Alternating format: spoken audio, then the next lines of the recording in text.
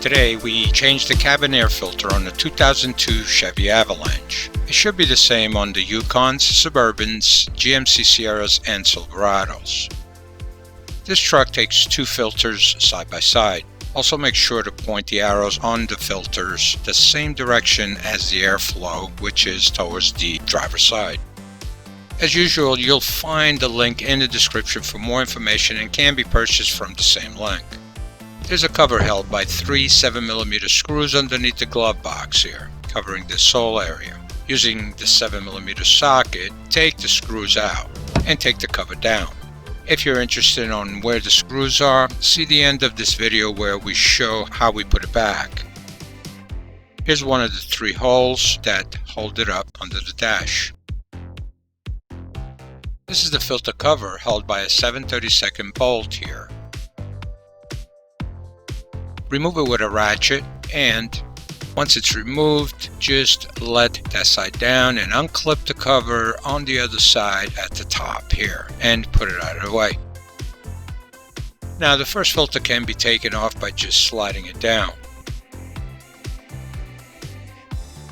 Next, slide out the other filter.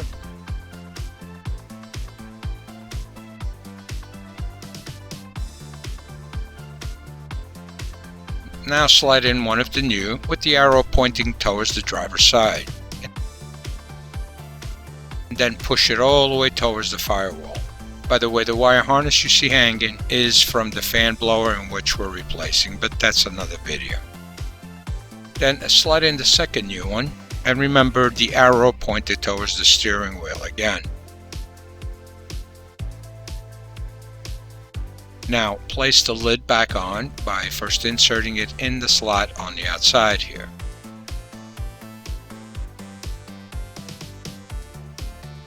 And then screw the 7/32 bolt back in. Line up the cover and insert the three 7mm screws. One is all the way to the right here.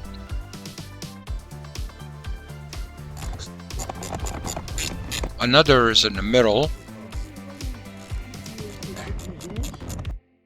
and the one which is hard to get to is on the left, in front of the center console here.